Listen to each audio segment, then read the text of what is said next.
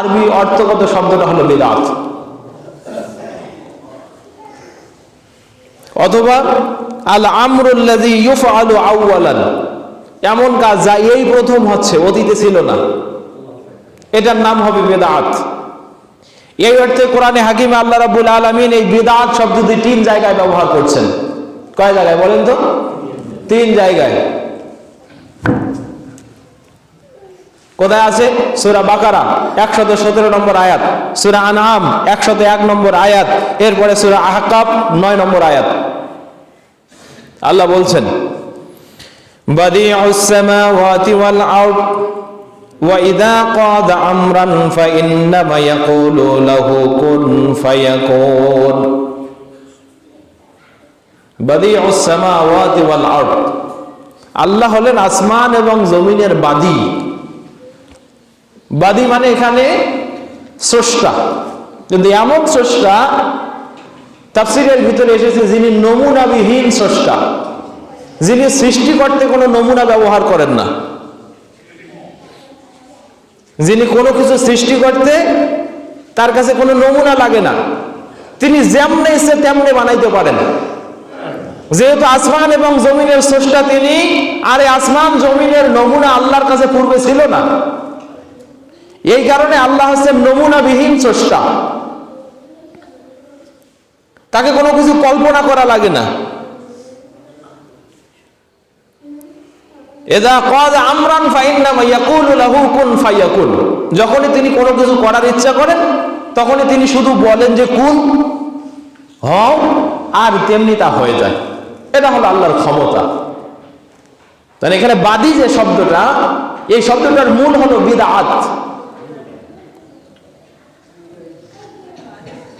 অর্থ হচ্ছে নতুন। এই বিদআত শব্দটি, বাদী শব্দটি এখানে আসছে বিদআত মূল ধাতু থেকে, এখানে নতুন অর্থে আসছে। আবার একই কথা আল্লাহ রাব্বুল আলামিন সূরা আনআমের 101 নম্বর আয়াতে বলছেন, বাদিউস সামাওয়াতি ওয়াল আরদ, তিনি আসমান এবং জমিনের নমুনাবিহীন স্রষ্টা। আন্না ইয়াকুনু লাহু ওয়ালাদুন ওয়া লাম তাকুন লাহু সাহিবা, কিভাবে তার সন্তান হবে, তার তো কোনো স্ত্রী নাই। ওয়া খালাকা কুল্লা শাইইন ওয়া হুয়া বিকুল্লি শাইইন আলিম, তিনি সবকিছু সৃষ্টি করেছেন আর সবকিছু সম্পর্কে তিনি পূর্ণ অবগত আছেন। এছাড়া এই অর্থটা আল্লাহ তাআলা নবীকে দিয়েও প্রয়োগ করেছেন। আল্লাহ তাআলা নবীকে বলছেন, নবী কুল, আপনি বলে দেন, মা কুনতু বিদআম মিনার রাসূল, আমি রাসূলদের ধারাবাহিকতায় নতুন নই। এখানে বিদআম মানে নতুন, মানে পৃথিবীতে রাসূলরা একের পর এক যে দায়িত্ব দাওয়াত নিয়ে এসেছেন, আমি সেই ধারাবাহিকতায় একজন গতানুগতিক রাসূল বটে, আমি পৃথিবীতে নতুন না। এখানে বিদআত মানে নতুন, বিদআম মানে নতুন। তাহলে আল্লাহ তাআলা কোরআনে বেদ এই শব্দটি ব্যবহার করেছেন নতুন অর্থে। বেদাত মানে নতুন সৃষ্টি, এই কথা বললেও বেদাতীদের গায়ে জ্বালা শুরু হয়।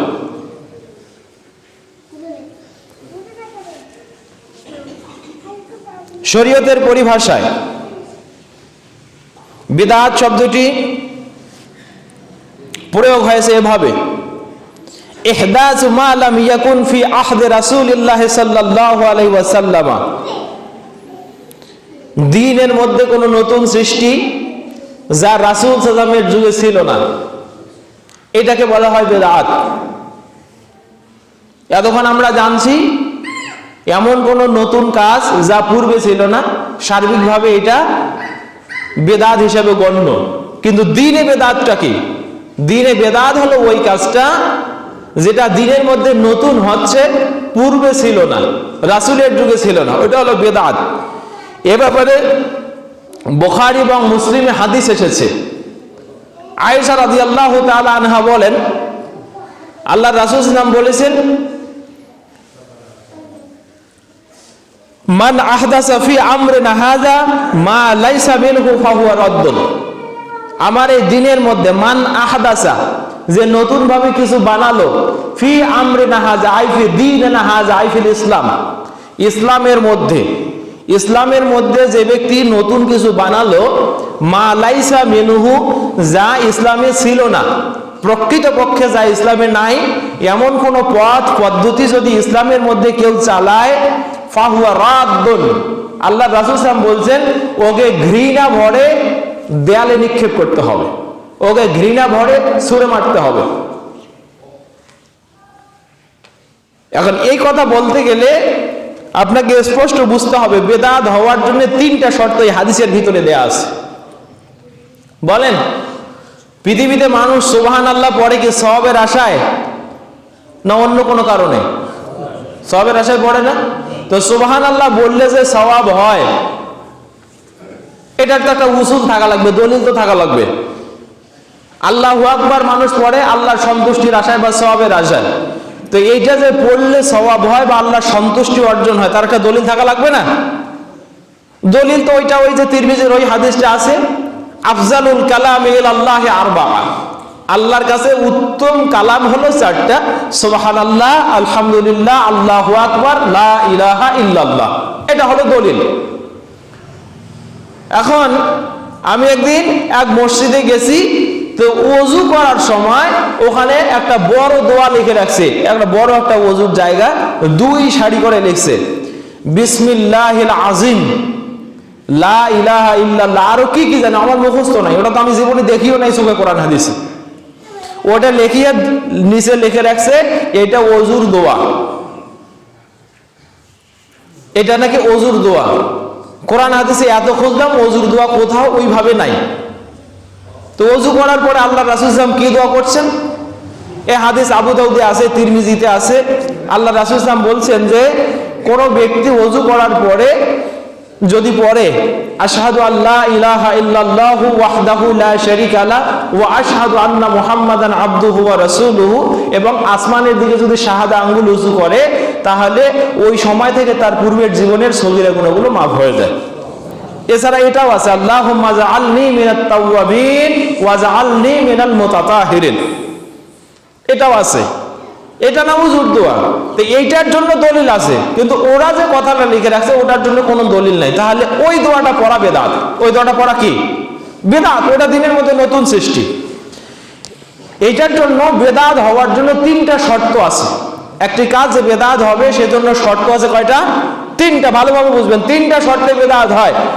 1, কাজটি অতীতে ছিল না, ইসলামে অতীতে ছিল না, এখন থেকে অতীতে ছিল না।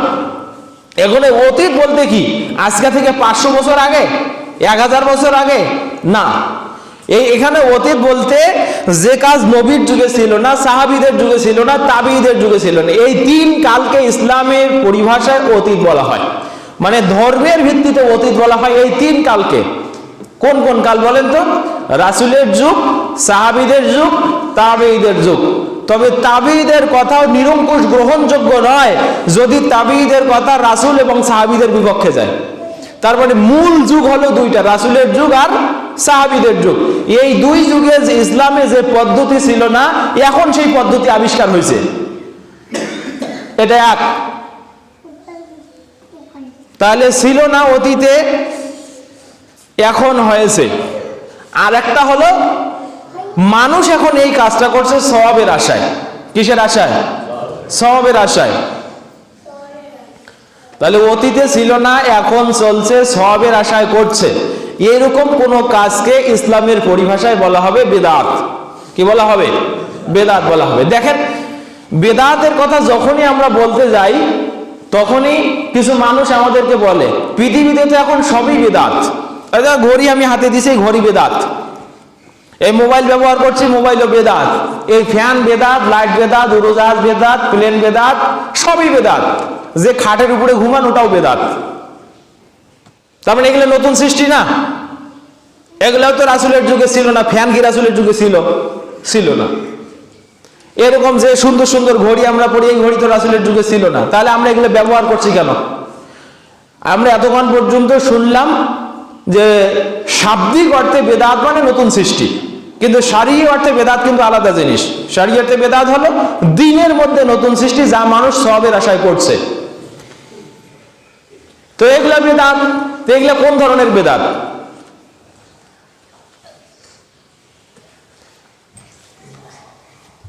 এগুলো তো মানুষের জীবনে সহজতা দান করছে, সহজ করছে না? মানুষের জীবনকে সহজ করছে। আগে মানুষ উঠে চড়ে বা ঘোড়ায় চড়ে কি বলে বা পায়ে হেঁটে হজে যাইতো। এখন মানুষ আর উঠে যায় না, পায়ে হেঁটে যায় না। দুই একজন পায়ে হেঁটে যায়, সেটা আবার ভাইরাল হওয়ার জন্য। এই যে ভারত থেকে একজন গেছে 2023 সালে, না? এটা কি বলবো, এটা ভাইরালের বেধি। তারপরে আরো সর্বনাশী কথা শুনলাম, এই পাকিস্তান না আফগানিস্তান থেকে এক মহিলা যেন হেঁটে হেঁটে গেল, না কাশ্মীর থেকে এক মহিলা হেঁটে হেঁটে নাকি গেল। যে মহিলাকে আল্লাহ রাসূল সাল্লাল্লাহু আলাইহি ওয়াসাল্লাম বলছেন, লা তুসাফিরু ইমরাতুন ইল্লা ওয়া মাআহা মাহরামুন, কোন মহিলা বাড়ি থেকে 1 ঘন্টার জন্য বের হবে না তার মুহরিম সাথে না থাকলে। বাড়ি থেকে একটা মহিলা যদি 1 ঘন্টার জন্য বের হয়, একদিনের জন্য বের হয়, অবশ্যই তার সাথে তার মুহরিম থাকা লাগবে। এটা রাসূলের হাদিস। আর ওই কোন মুসলমানের বাচ্চা, ওই কোন মুসলমানের বেটি, ওই আবার 6 মাসের রাস্তা হেঁটে হেঁটে যাচ্ছে হজের জন্য। নাউজুবিল্লাহ বলেন। ওর হজ কবুল করার জন্য আল্লাহ বসে আছে প্রথম আসমানে। আল্লাহ সব নির্লজ্জতা ছাড়া আর কিছু নয়। তো যে জন্য বলছিলাম, তো এখন আপনাকে প্রশ্ন করি, কোন মানুষ যদি উঠে হজে যায় আর কেউ যদি প্লেনে হজে যায়, তা মানুষ কি এইটা মনে করে যে উঠে হজে গেলে 1000 নেকি আর প্লেনে হজে গেলে 1 নেকি? এরকম কোনো কথা আছে নাকি? আছে? হাঁটি গেলে 2000 নেকি, উঠে গেলে 1000 নেকি আর প্লেনে গেলে 500 নেকি, এরকম কোনো কথা আছে? তা এখন মানুষ যে হজে যাওয়ার জন্য বাহনটা ব্যবহার করছে কেন? তার নিজের সহজতার জন্য, তাই না? ইবাদত হজ, সেখানে হজ করলে পরে একটা সওয়াব আল্লাহ দিবেন, সেটা নির্দিষ্ট। কিন্তু কে কিভাবে গেল ওইটা কিন্তু নির্দিষ্ট নয়। এটা তার যেমন সহজ হবে সেভাবে সে যাবে। এখন কেউ যদি প্লেনে যায় আর কেউ উঠে যায়, যে ব্যক্তি উঠে যাচ্ছে সে প্লেনওয়ালাকে বলছে, এই তুই তো প্লেনে আসছিস, তোর হজের শুরুতেই বেদাত, তোর হজ হবে না। এরকম কোনো কথা কিন্তু আমরা জীবনে শুনিও নাই, আর আমরা এই কথা বলিও না যে প্লেনে গেলে হজ হবে না, উঠে গেলে হজ হবে। তার মানে বোঝা গেল পৃথিবীতে মানুষের জীবনকে যেগুলো সহজতা আনয়ন করছে, এগুলা অর্থগত দিক থেকে বেদাত হলেও শারঈ দিক থেকে বেদাত নয়। এগুলা শরীয়তের দৃষ্টিকোণ থেকে বেদাত নয়। এবার আসেন তাহলে শরীয়তের দৃষ্টিকোণ থেকে বেদাত কি, এ মর্মে আমি আপনাকে মুসনাদে বাজ্জার, এছাড়াও তাবারানী, এই কিতাব থেকে তাবারানীর 8884 নম্বর হাদিস, হযরতে নাফে রাহমাহুল্লাহ, একজন তাবিঈ মুফাসসির, তিনি বলছেন যে আল্লাহ নবীর সাহাবী এবং শালক উমর রাদিয়াল্লাহর পুত্র আব্দুল্লাহর কাছে একজন ব্যক্তি আসছে। বর্ণনা করছেন নাফে কিন্তু আব্দুল্লাহ সাক্ষাৎ পেয়েছেন রাদিয়াল্লাহু তাআলা আনহু। তো আব্দুল্লাহর কাছে এক ব্যক্তি আসছে, আসার পরে ফাআতাসা রাজুলুন, ওই ব্যক্তিটি হাসি দিল, হাসি, কথা বুঝতেছেন? হাসি দিল, হাসি দেওয়ার পর বলছে আলহামদুলিল্লাহ ওয়াসসালামু আলা রাসূলিল্লাহ। সুন্দর না কথাটা? আলহামদুলিল্লাহ। হাসি দেওয়ার পরে আমরা সর্বদা কি বলি? আলহামদুলিল্লাহ। আল্লাহ রাসূল সাল্লাল্লাহু আলাইহি ওয়াসাল্লাম ওই যে কিতাবুল আদাব এখানে বলছেন ফসলুল আউয়ালে, মান আতাসা ইজা আতাসা আহাদুকুম ফালিয়াকুল আলহামদুলিল্লাহ, যখন তোমাদের মধ্যে কেউ হাসি দেয় সেজন্য বলে আলহামদুলিল্লাহ। তার মানে বোঝা গেল আলহামদুলিল্লাহ বলার দলিল আছে। আর আল্লাহ রাসূল সাল্লাল্লাহু আলাইহি ওয়াসাল্লাম বলছেন তোমাদের মধ্যে কেউ যদি হাসি দাতার আলহামদুলিল্লাহ শোনে সেজন্য বলে ইয়ারহামুকাল্লাহ, ফালিয়াকুল ইয়ারহামুকাল্লাহ, সেজন্য বলে আল্লাহ তোমার প্রতি রহম করুন। ইয়ারহামুকাল্লাহ মানে কি? আল্লাহ তোমার প্রতি রহম করুন, এটা দোয়া। তো এই পর্যন্ত হাদিস। এখন ওই ব্যক্তি যে বলল আলহামদুলিল্লাহ ওয়াসসালামু আলা রাসূলিল্লাহ, তখন আব্দুল্লাহ রাদিয়াল্লাহু তাআলা আনহু এটা শোনার পরে বলছেন যে লাইসা হাকাজা ওয়াসসালামু আলা রাসূলিল্লাহ, হাসি দেওয়ার পরে রাসূলকে সালাম দিতে হয়, এরকমটা আমরা আল্লাহর রাসূলের কাছ থেকে শুনি নাই, দেখিও নাই, আমলও করি নাই। তুমি যে এখন বললা ওয়াসসালামু আলা রাসূলিল্লাহ, বিষয়টা এরকম নয়। তার মানে এখন যদি ওই ব্যক্তির এই আমলটা এখন কেউ আমল করে, এটা তো হাদিস তো আছে, কিন্তু হাদিসে এটা নিষেধ করা আছে। আল্লাহ নবীর সাহাবী বলছে বিষয়টা এরকম নয়। এখন কেউ যদি বলে যে হ্যাঁ হাজির পরে রাসূলকে সালামও দেওয়া যায়, তাহলে কি হবে বলেন তো? তাহলে বেদাত হবে। তাহলে কি হবে? বেদাত হবে। এটার নাম হলো বেদাত। তো এই যে হাদিসটা, এই হাদিসটা তাবিঈদের যুগের, এমনকি সাহাবীদের যুগের, সাহাবী এবং তাবিঈ দুইজনে হাদিসের, একজন কথক আর একজন রিওয়ায়াতকারী। সম্মানিত উপস্থিতি, যে জন্য বলছিলাম পৃথিবীর জমিনে দুই ধরনের বেদাত আছে। অনেকে বলে বেদাতে হাসানা, বেদাতে সাইয়্যা। একটা হলো সুন্দর বেদাত আর একটা হলো নোংরা বেদাত। তো সুন্দর বেদাত কি? সুন্দর বেদাতের জন্য তারা বলে যে এই যে কোরআন পড়ার জন্য আরবি ব্যাকরণ আবিষ্কার হয়েছে কোরআন বোঝার জন্য, এটাকে তারা সুন্দর বেদাত বলে, এটাকে বেদাতে হাসানা বলে। আর বেদাতে সাইয়্যা, অনেকে আবার বেদাতকে সাইয়্যা বলতেই চায় না। বেদাতে সাইয়্যা কি? আমি আপনাকে এই কথাটা বোঝানোর জন্য আর একটু গভীরে আমাদেরকে যেতে হবে, ভালোভাবে বুঝবেন। পৃথিবীতে আরো দুই ধরনের বেদাত আছে। একটা হচ্ছে বেদাত লেদ্দিন আর একটা বেদাত ফিদ্দিন। বেদাত লেদ্দিন মানে দিনের জন্য বেদাত, আর একটা হচ্ছে বেদাত ফিদ্দিন, দিনের মধ্যে বেদাত। দিনের জন্য বেদাত কি? বেদাত লেদ্দিন হুয়া জায়েজুন, দিনের জন্য বেদাত এটা জায়েজ। লাকিন বেদাত ফিদ্দিন হুয়া হারাম, বেদাত ফিদ্দিন হলো হারাম। এখন কেন হারাম আমি আপনাকে একটা উদাহরণ দিয়ে বুঝাই। এই পূর্বে যে হাদিসটা বলছে ওইটা একটু ধরে থাকবেন। এখন কোরআন মাজিদ বোঝার জন্য আরবি ব্যাকরণের আবিষ্কার হয়েছে। আবুল আসওয়াদ আদ-দুয়াইলি একদিন একটা বাড়ির পাশ দিয়ে যাচ্ছেন, তো সূরা তওবার ওই আয়াতটা পড়ছে ওই বাড়ির ভিতরে যে ইন্নাল্লাহা বারিউম মিনাল মুশরিকিনা ওয়া রাসূলুহু, মূলত হবে ওয়া রাসূলুহু। তো ওই ব্যক্তিটা পড়ছে ওয়া রাসূলুহু, তাহলে অর্থটা হলো আল্লাহ মুশরিকদের উপরে এবং রাসূলের উপরে রাগান্বিত, অথবা আল্লাহ মুশরিক থেকে এবং রাসূল থেকে মুখ ফিরিয়ে নিয়েছেন। তো আল্লাহ মুশরিকদের থেকে মুখ ফিরিয়ে নিয়েছেন, রাসূল থেকে কি মুখ ফিরিয়ে নিয়েছেন? এমনটা পড়লে গুনাহ হবে না? কিন্তু যদি আয়াতটা এরকম পড়ি ইন্নাল্লাহা বারিউম মিনাল মুশরিকিনা ওয়া রাসূলুহু, আল্লাহ মুশরিকদের থেকে মুখ ফিরিয়ে নিয়েছেন, সাথে সাথে রাসূলও মুশরিকদের থেকে মুখ ফিরিয়ে নিয়েছেন, তখন অর্থটা ঠিক হলো। এখন এই লামের উপরে জবর আর পেশ পড়ার কারণে, পেশ পড়লে অর্থ সঠিক হয় কিন্তু জবর পড়লে অর্থ বেঠিক হয়। এখন এইটা যে আপনি বুঝবেন, কি দিয়ে বুঝবেন? আরবি ব্যাকরণ দিয়ে বুঝবেন। তখন অনেকে ব্যাকরণ না বুঝার কারণে এটা ভুল পড়ছে। তা আবুল আসওয়াদ আদ-দুয়াইলি আলী রাদিয়াল্লাহু এসে বললেন যে আমিরুল মুমিনিন, আমি মুমিনদের জন্য কোরআন বোঝার জন্য একটা নোট তৈরি করতে চাই, যেটা অবলম্বন করলে পরে, এই নীতিগুলো অবলম্বন করলে পরে মানুষ কোরআন পড়তে সুবিধা হবে, কোরআন ব্যাকরণিক কায়দায় পড়তে পারবে। তা আলী রাদিয়াল্লাহু বললেন উকসুদ না হুয়া, তুমি যেমনটা চাও করো। তো তিনি করলেন, ওইখান থেকে আরবি ব্যাকরণের উৎপত্তি হলো। এখন আজকে যে এই আয়াতটার জবর আর পেশের অর্থটা কিরকম হবে আমি করে দিলাম, আমি কিন্তু এইটা করে দিলাম ব্যাকরণ অনুযায়ী। কি অনুযায়ী? ব্যাকরণ অনুযায়ী। এখন আমি ব্যাকরণ পড়িয়ে কি বেদাত করছি? এটা হলো বেদাত লেদ্দিন, মানে দিন বোঝার জন্য বেদাত। এরকম কিছু বেদাত আছে মানে নতুন সৃষ্টি, তখন শাব্দিক অর্থে এটাকে বেদাত বললো, হাকিকি অর্থে এটাকে বেদাত বলা যাবে না, এটা জায়েজ আছে।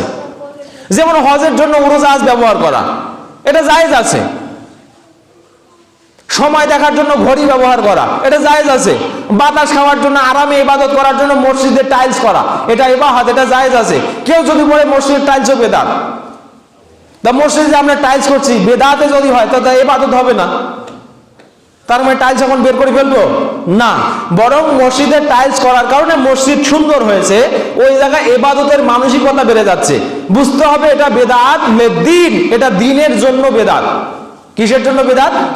এটা দিনের জন্য বেদাত, এটা দিন প্রতিপালনে সহযোগিতা করে। কিন্তু আরেকটা আছে বেদাত ফিদ্দিন, দিনের মধ্যে বেদাত। দিনের মধ্যে বেদাত কি? ওই যে কিছুক্ষণ আগে হাদিসটা শুনলাম, এক ব্যক্তি হাসি দেওয়ার পরে বলছে আলহামদুলিল্লাহ, তো আলহামদুলিল্লাহ দলিল আছে, ওয়াসসালামু আলা রাসূলিল্লাহ এটার কি দলিল আছে? এখন এইটা যদি কেউ করে, অথচ ওই ব্যক্তি এটা তো ভালো উদ্দেশ্যই করছে, তাই না? এটা তো ভালো, ওয়াসসালামু আলা রাসূল, আল্লাহ তাআলা বলছেন ওয়াসাল্লিমু তাসলিমা, তোমরা রাসূলের উপরে স্পষ্টভাবে যতটুকু সুন্দর করা যায় সুন্দরভাবে সালাম পাঠাও। ব্যক্তির তো উদ্দেশ্য ভালো ছিল, উদ্দেশ্য ভালো মানে কি? সওয়াবের আশা না? সওয়াবের আশা না? রাসূলের প্রতি সালাম দিলে কি হয়? সওয়াব হয় না হয়? যেমন আজকে জুমার দিন আপনি যতবার আল্লাহ নবীকে সালাম দিবেন, বরং আল্লাহ নবী সাল্লাল্লাহু আলাইহি ওয়াসাল্লাম বলছেন জুমার দিন আকসিরু আলাইয়াস সালামা ওয়াস সালাতা, তোমরা জুমার দিন আমাকে বেশি বেশি সালাম দাও, আমার প্রতি সালাত পাঠাও, দরুদ পাঠাও। তো যত সালাম দিবেন তত সওয়াব হবে। তো অন্য সময় না দিবেন, কিন্তু এখন যদি ওই হাদিসকে টেনে এনে বলেন যে হাদিসেই তো আছে, দেখি হাসি দেওয়ার পরে আমরা সালাম দেই, তাহলে কি হবে? বেদাত হবে। তার কারণ হাসি দেওয়ার পরে আলহামদুলিল্লাহ বলার দলিল আছে, কিন্তু সালাম পড়ার দলিল নাই। কথা বুঝতে পেরেছেন?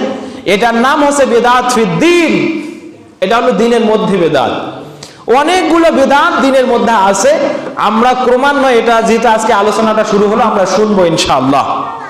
এবার আসেন, এই দিনের মধ্যে যদি কেউ বেদাত করে তার ফলশ্রুতি কি হবে?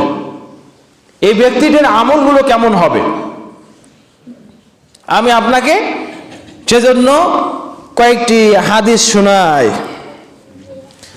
عن علي رضي الله تعالى عنه قال قال رسول الله صلى الله عليه وسلم من أحدث حدثا أو آوى محدثا فعليه لعنة الله والملائكة والناس أجمعين বলেন নাউজুবিল্লাহ।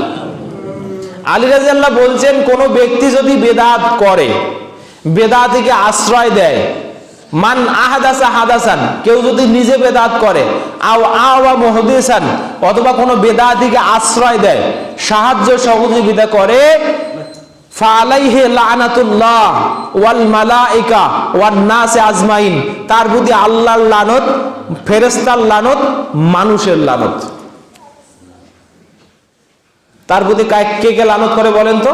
আল্লাহ লানত করে, ফেরেশতা লানত করে, আবার সব পৃথিবীর সব মানুষও লানত করে। তাহলে বেদাত কি ভালো জিনিস না খারাপ জিনিস? যে কাজ করলে আল্লাহ লানত করে, যে কাজ করলে ফেরেশতা লানত করে, যে কাজ করলে তামাম সৃষ্টি জগতের সমস্ত মানুষ লানত করে, আপনি কি সেই কাজকে মামুলি হিসাবে নেবেন? মনে করছেন কি এটা খুব মানে অল্প ছোট কোনো কাজ, পাপ কিন্তু ছোট পাপের কাজ, এরকম মনে করছেন না। এরপরে দেখেন আয়েশা রাদিয়াল্লাহু বলছেন, আনাস রাদিয়াল্লাহু তাআলা আনহু বলছেন, ইন্নাল্লাহা হাজাজাত তাওবাতা আন কুল্লি সাহিবি বিদআতিন হাত্তা ইয়াদাআ বিদআতাহু, যে ব্যক্তি বেদাত করে ও যতগুলো ইবাদত করুক না কেন, ওই বেদাত ছেড়ে না দেওয়া পর্যন্ত তার কোনো ইবাদত আল্লাহর কাছে কবুল হবে না। এই হাদিস সহিহ, একবারে টাটকা সহিহ, সহিহ আত-তারগিবের 63 নম্বর হাদিস, 62 নম্বর হাদিস। তাহলে এক নম্বরে পাইলাম বেদাতির উপরে আল্লাহর লানত, ফেরেশতার লানত এবং গোটা মানব জাতির লানত। দ্বিতীয় পাইলাম বেদাতি যতক্ষণ পর্যন্ত তওবা করবে না ততক্ষণ পর্যন্ত যত আমলে করুক আল্লাহ তার আমল কবুল করবে না। এবার আসেন দেখেন, শয়তান পাপ দিয়ে যতটা না মানুষকে ধোঁকা দেয়, বেদাত দিয়া মুসলমানকে তার চেয়ে বেশি ধোঁকা দেয়। পৃথিবীর জমিনে একজন বিদগ্ধ মুফাসসির ছিলেন, নাম ইমাম ইবনে সিরিন রাহিমাহুল্লাহ। তিনি বলছেন যে ইন্নাল বিদআতা আহাব্বু ইলা শাইতানি মিনাল মাসিয়া, বেদাত শয়তানের কাছে পাপের চেয়ে বেশি প্রিয়, বেশি ভালোবাসার। কেন? লিআন্নাল বিদআতা লা ইয়াতুবু মিনহা, বেদাতি বেদাত করে কখনো তওবা করে না, ওয়াল মাসিয়াতা ইয়াতুবু মিনহা, কিন্তু পাপকারী যখন জানে যে এটা পাপ তখন সে তওবা করে। দেখবেন পৃথিবীর জমিনে যারাই বেদাত করছে ও কিন্তু সওয়াবের কাজ ভেবেই ওটা করছে। বাবা চুপ করো, চুপ, আস্তে। পৃথিবীতে যারাই বেদাত করে এই বেদাতকে তারা সওয়াবের কাজ ভেবে করে। আমি আগামীতে যখন এই কথাগুলো বলবো তখন আপনারা বুঝতে পারবেন যে বেদাতীরা কিভাবে এই পাপের কাজগুলোকে সওয়াব হিসাবে করে। আমরা ক্রমান্বয়ে অনেকগুলো কাজ আপনাকে দেখাবো ইনশাআল্লাহ। কিন্তু একজন পাপী সে যখন পাপটা করে তখনও জানে যে এটা পাপ, হয়তো রক্তের গরমে, ক্ষমতার নেশায়, কারো প্রলোভনে অথবা কোনো উপরি পাওয়ার আশায় পাপগুলো করে। কিন্তু যখন সে রিপেন্ট্যান্ট হয়, যখন সে অনুতপ্ত হয়, তখন সে কিন্তু তওবাও করে। তার মানে পাপ থেকে পাপী ফিরে আসার সম্ভাবনা আছে, কিন্তু বেদাত করলে বেদাত থেকে ফিরে আসার সম্ভাবনা জিরো, ইল্লা মাশাআল্লাহ, আল্লাহ যাকে রহম করবেন সে ছাড়া। এই জন্য ইমাম ইবনে সিরিন বলছেন যে ইন্নাল বিদআতা আহাব্বু ইলা শাইতান মিনাল মাসিয়া, বেদাত শয়তানের কাছে পাপের চেয়েও বেশি প্রিয়। বেদাত শয়তানের কাছে কি? পাপের চেয়েও বেশি প্রিয়। এই মর্মে আল্লাহ রাব্বুল আলামিন সূরা কাহাফ এর 103 এবং 4 নম্বর আয়াতে বলছেন, قل هل ننبئكم بالأخسرين أعمالا الذين ضل سعيهم في الحياة الدنيا وهم يحسبون أنهم يحسنون صنعا। হে নবী, আপনি তাদেরকে বলেন যে আমি কি তোমাদেরকে ওই সমস্ত মানুষের কথা বলে দেব যারা আখসারিন আমালা, যারা আমল করেও ক্ষতিগ্রস্ত হবে। যারা কি করবে? আমল করেও ক্ষতিগ্রস্ত হবে। ভালো আমল করবে কিন্তু এই আমলগুলোই তাকে জাহান্নামে নিক্ষেপ করবে। আল্লাযীনা যাল্লা সা'য়ুহুম, যাদের প্রচেষ্টাগুলো সব ধ্বংস হয়ে গেছে। ধ্বংস প্রচেষ্টা মানে সে কাজ করছে সওয়াবের আশায়, কিন্তু আল্লাহ সেখানে সওয়াব দেবে না, বরং তার জন্য ধ্বংস ওই কাজের মধ্যেই। ওয়াহুম ইয়াহসাবুনা আন্নাহুম ইহসিনুনা সুনআ, কিন্তু তারা জানে, তারা মনে করে যে আমি তো খুব ভালো কাজই করছি। ওই যে দেখেন, মানুষকে কবর দিয়া আমরা একটা জানাজা পড়লাম, স্পেশাল কিছু দোয়া করলাম মাইয়েতের জন্য, ও কবর দিয়া ও কবরের পাশে মাটি দেওয়ার পরে আবার দোয়া করা শুরু করে দিয়েছে। এটা কি? এরকম কোন কাজ কি আল্লাহ নবী জীবনে করছে? এখন আপনাকে বললে আপনি বলবেন ক্ষতি কি? ওটা দোয়াই করতেছে, ক্ষতি কি? কিছুক্ষণ আগে তো হাদিসটা শুনলাম, ও তো নবীর প্রতি দরুদে পাঠাইছে, সালামে পাঠাইছে, তো ক্ষতি কি? অথচ সাহাবী বলছে লাইসা হাকাজা, বিষয়টা এরকম নয়, বিষয়টা এরকম নয়, তো তুমি করলে কেন? আপনি যদি বলেন ক্ষতি কি, তাহলে বুঝতে হবে যার মাথা থেকে এই কথা আসে যেটা করলে ক্ষতি কি, ওর চেয়ে বড় বেদাতি আজাজিল শয়তান পৃথিবীর জমিনে দ্বিতীয়টা নাই। সম্মানিত উপস্থিতি, এরপরে আল্লাহ রাসূল সাল্লাল্লাহু আলাইহি ওয়াসাল্লাম আবার বলছেন, দেখেন হুযায়ফা ইবনুল ইয়ামান আস-সাহামী قال قال رسول الله صلى الله عليه وسلم لا يقبل الله لصاحب بدعة صوما ولا صلاة ولا صدقة ولا حجا ولا عمرة ولا জিহাদা ولا صرفا ولا عدلا। কতগুলো ইবাদতের কথা বলছে। যে ব্যক্তি বিদআত করবে ওর হজ কবুল হবে না, উমরা কবুল হবে না, সালাত কবুল হবে না, সিয়াম কবুল হবে না, হজ তারপরে যাকাত কবুল হবে না, লা সারফা ওয়ালা আদালা, ফরজ নফল কিছুই আল্লাহর দরবারে উঠবে না।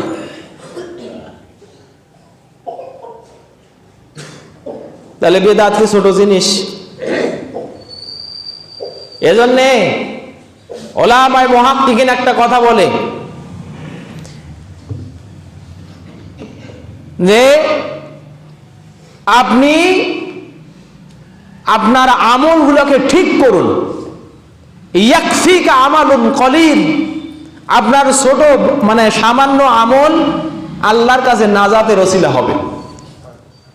আপনার আমল যদি ছোট্ট হয় কিন্তু যদি রাসূলের সুন্নাহ অনুযায়ী হয়, তাহলে এই ছোট্ট আমলটাই আপনি আল্লাহর কাছে সন্তুষ্টির ওসিলা হিসাবে পাবেন। আমল অনেক আছে কিন্তু আল্লাহ তাআলা সূরা জুমারে বলছেন, সূরা কি বলে বনি ইসরাঈলে বলছেন, ওয়া কাদিমনা ইলা আমিলু মিন আমালিন ফাজআলনাহু হাবাআম মানসুরা, যে কিছু মানুষের আমলনামা আল্লাহর কাছে পেশ করা হবে। তো আল্লাহ দেখবেন, ফেরেশতা বলছেন আল্লাহ হজ আছে, যাকাত আছে, সিয়াম আছে, সালাত আছে, আল্লাহ সবই তো আছে। তো আল্লাহ দেখার পরে বলবেন ফেরেশতা, না এই আমল আছে, এগুলোর নাম সর্বস্ব আমল, এগুলোর ভিতরে কিছু নাই। আমল তো আছে, দেখবেন সারা রাত ধরে ইবাদত করতেছে,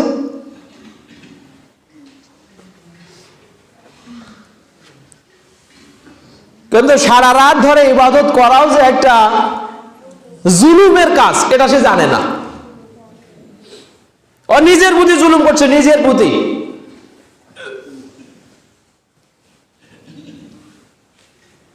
সম্মানিত উপস্থিতি, তো অনেক আমল আছে আল্লাহ বলবেন ফাজআলনাহু হাবাআম মানসুরা, এই আমলগুলোকে ধুলায় পরিণত করে তার মুখের দিকে ছুঁড়ে মারা হবে। আরেকটি হাদিস এমন আছে, কিয়ামতের ময়দানে আল্লাহ তাআলা ব্যক্তির সালাত গুলাকে ভাঁজ করে তার মুখের দিকে ছুঁড়ে মারবেন। তো ব্যক্তি তো সালাতে সাজদা করছে, রুকু করছে, তাসবিহ তাহলিল করছে, তারপর আল্লাহ কেন ওই সালাত গুলাকে ভাঁজ করে তার মুখের দিকে ছুঁড়ে মারবেন? কি কারণে? সালাতে কেউ শিরিক করে? সালাতে কেউ শিরিক করে? সালাতে তো কেউ শিরিক করে না। হ্যাঁ, একটা পর্যায়ে শিরকের গুনাহ হয় যদি সে সালাত অন্যকে দেখানোর জন্য করে, সেটা শিরকে সাগীরা হয়, ছোট্ট শিরিক হয়, কিন্তু সেটার জন্য চিরস্থায়ী জাহান্নাম হয় না। কিন্তু তারপর আল্লাহ এই সালাত গুলোকে ভাঁজ করে তার মুখের দিকে ছুঁড়ে মারবেন কেন? মনে রাখবেন, আপনার প্রত্যেকটা আমল আল্লাহর কাছে গৃহীত হবে দুইটা শর্ত দিয়ে। কয়টা? দুইটা শর্ত দিয়ে। এক, ইখলাসান লিল্লাহ, আমল যদি ইখলাসান লিল্লাহ মানে আল্লাহর উদ্দেশ্যে হয়। দুই, আল্লাহর উদ্দেশ্যে আমল করছেন, এখন পদ্ধতি লাগবে, ওয়া মুতাবাআতুর রাসূল মুহাম্মদ সাল্লাল্লাহু আলাইহি ওয়াসাল্লাম, রাসূল মুহাম্মদ সাল্লাল্লাহু আলাইহি ওয়াসাল্লামের অনুসরণে হতে হবে। কারো আমল আল্লাহর উদ্দেশ্যে হয়েছে কিন্তু রাসূলের অনুসরণে হয় নাই। আল্লাহর উদ্দেশ্যে না হওয়া মানে শিরক হওয়া, রাসূলের পদ্ধতি মতো না হওয়া মানে বেদাতি হওয়া। বুঝছেন? দুটা শর্তের সাথে দুটা পাপ জড়িত। কেউ যদি আল্লাহর উদ্দেশ্যে আমল না করে তাহলে বুঝতে হবে সে বিশ্বাসগত শিরকে নিপতিত আছে, এই কারণে সে জাহান্নামে যাবে। আর কেউ যদি আল্লাহর উদ্দেশ্যে আমল করেছে কিন্তু আমল করার সময় হেলাখেলা করেছে, রাসূলের পদ্ধতি মতো হয় নাই, তার মানে বুঝতে হবে তার আমলে বেদাত আছে, এই কারণেও জাহান্নামে যাবে। আর এই দুইটা পাপের দুইটা ফলশ্রুতি আছে। এখন যদি কেউ শিরক করে, এই এখন থেকে নিয়ে পূর্বের জীবনের যত সওয়াব আছে আল্লাহ সব নষ্ট করে দেবেন। মান আশরাকা আহবাতা আমালু, কোন ব্যক্তি যদি শিরক করে এখন থেকে নিয়ে পূর্বের জীবনের যত ভালো কাজ সব কাজ আল্লাহ পন্ডুল করে দেবেন, একটাও তার পরবর্তী জীবনে কোনো কাজে আসবে না। তাহলে শিরক করলে এখন থেকে পূর্বের জীবনের আমল ধ্বংস। আর কেউ যদি বেদাত করে, এখন যতদিন পর্যন্ত এই বেদাত ধরে থাকবে, পূর্বের তিনটা হাদিস শুনালাম, আল্লাহর লানত, ফেরেশতার লানত, মানুষের লানত, আরো হাদিস শুনালাম, তাই সে কি করলো? জাহান্নাম। আরেকটা হাদিস কি শুনালাম? সেটা হলো তার তওবা কবুল হবে না যতদিন পর্যন্ত বেদাত ছেড়ে না দিবে। এরপরে আবার পরের হাদিস হুযায়ফা ইবনুল ইয়ামান বলছেন, রাসূল সাল্লাল্লাহু আলাইহি ওয়াসাল্লাম বলেছেন যে এখন থেকে তার কোনো ফরজ, নফল, হজ, যাকাত, উমরা, সিয়াম, সালাত কিছুই কবুল হবে না যতদিন পর্যন্ত এই বেদাত ছেড়ে তওবা না করছে, ততদিন পর্যন্ত তার কোনো আমল কবুল হবে না। তার মানে বেদাত যদি আপনি এখন থেকে চালু করেন, যতদিন এই বেদাত আপনার থাকবে, যাই করেন না কেন আপনার একটা আমল আল্লাহর কাছে গৃহীত হবে না। তাহলে বোঝা গেল শিরক নষ্ট করে অতীতের আমল আর বেদাত নষ্ট করে ভবিষ্যতের আমল। তার মানে আপনার জীবন বরবাদ। আপনার জীবন কি? বরবাদ। সাজদা করে তাহলে কি লাভ? এজন্যই সালাফি আলেমগণ গোটা পৃথিবীর জমিনে শিরক এবং বেদাতের উপরে যত বেশি কথা বলে, অন্য কোনো বিষয়ের উপরে এত বেশি কথা বলে না। আর এইটা নাকি তাদের দুর্নামের বিষয়। শিরক শিরক শিরক আর বেদাত, বেদাত বেদাত, শিরক আর বেদাত ছাড়া আহলুল হাদিসের মৌলবীর ঘর কিছুই চোখে দেখে না। আর এই দুটাই তো পাপ, এই দুটা পাপ তো জীবন বিনাশী পাপ। শিরকের সাথে আকীদা জড়িত, বেদাতের সাথে আমল জড়িত। যার আমল ঠিক আর যার আকীদা ঠিক, ওই ব্যক্তি তো মিনাল ফায়েজিন ইনশাআল্লাহ বাদা হিসাবেন, হিসাবের পরে ওই ব্যক্তি তো সফলকাম ব্যক্তি। আর যার আমল ঠিক নাই, আকীদা ঠিক নাই, ও কি? এজন্য তো আমরাই মানুষের জীবনের জন্য ওয়াজ করি, আমরাই মানুষের জীবনের জন্য কথা বলি। আর তোমরা গাদ্দারেরা খাও আর ভুঁড়ি ভোজন করে বেড়াও। তোমরা মানুষকে বাঁচানোর জন্য কথা বলো না, তোমরা নিজের পেটের জন্য কথা বলো। সম্মানিত হাজিরিন, এজন্য বেদাত সম্পর্কে খুব বেশি সতর্ক হতে হবে। বেদাত সম্পর্কে খুব বেশি সতর্ক হতে হবে। আমাদের আহলুল হাদিস অধ্যুষিত এলাকার মানুষও মাঝে মাঝে কিছু ছোট ছোট শিরক করে, ওগুলো থেকে বের হতে হবে। বেদাত তাদের মাঝেও আছে, এই বেদাতগুলো থেকে বের হতে হবে। মনে রাখবেন, এমনও কিছু বেদাত আছে যে বেদাত আপনাকে টানতে টানতে আপনাকে মুশরিক বানিয়ে ফেলবে। এই যে কবর কেন্দ্রিক যত বেদাত আছে, এই বেদাত গুলাকে কেউ যদি বিশ্বাস করে মনে প্রাণে, ওই আমল যদি করে, তাহলে আমলগত দিক থেকে সে বেদাতি, আর বিশ্বাসগত দিক থেকে সে মুশরিক। আর এই শিরকের প্রথম কাজটাই শুরু হয় আমলের মাধ্যমে, কাজের মাধ্যমে প্রথম পর্যায়টা শুরু হয়। সুতরাং খুব সাবধান, কথা শুনবেন আর বের করে দেবেন, তাহলে হবে না। কথা শুনেই ভুলে যাবেন, তা হবে না। একটু মানার চেষ্টা করবেন। শুধু এই কথা বলবেন না যে ওটা বলবি না, এই কথাটা বলবেন না, ও বলবি না। আপনি কত বড় বলবি?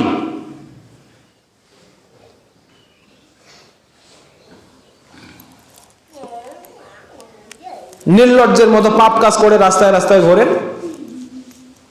আপনার দায়িত্বের নিরিখ আপনি একটু খেয়াল করেন না যে আমি একদম দায়িত্বশীল। আল্লাহ রাব্বুল আলামিন আমাদেরকে বোঝার তৌফিক দান করুক, বলেন আমিন। প্রত্যেকটা ব্যক্তিকে তার দায়িত্বের নিরিখে আল্লাহ জবাবদিহিতার কাতারে দাঁড় করাবেন। ছোট থেকে বড় যেই হোক, প্রত্যেকটা মানুষের একটা রেসপন্সিবিলিটি আছে। আপনি দায়িত্বশীল হওয়ার পরও সমাজে এভাবে নোংরামি করে বেড়াবেন, তার জন্য আপনাকে আল্লাহর দরবারে জবাবদিহিতার কাতারে দাঁড়াতে হবে না? সম্মানিত ভাইয়েরা, আল্লাহ রাব্বুল আলামিন আমাদেরকে বোঝার তৌফিক দান করুন, আমিন। বেদাতের পরিস্থিতির উপরে আমি আজকে এই কথাগুলো বলছি। আগামী দিন সমাজের প্রচলিত বেদাতের উপরে কথা হবে ইনশাআল্লাহ।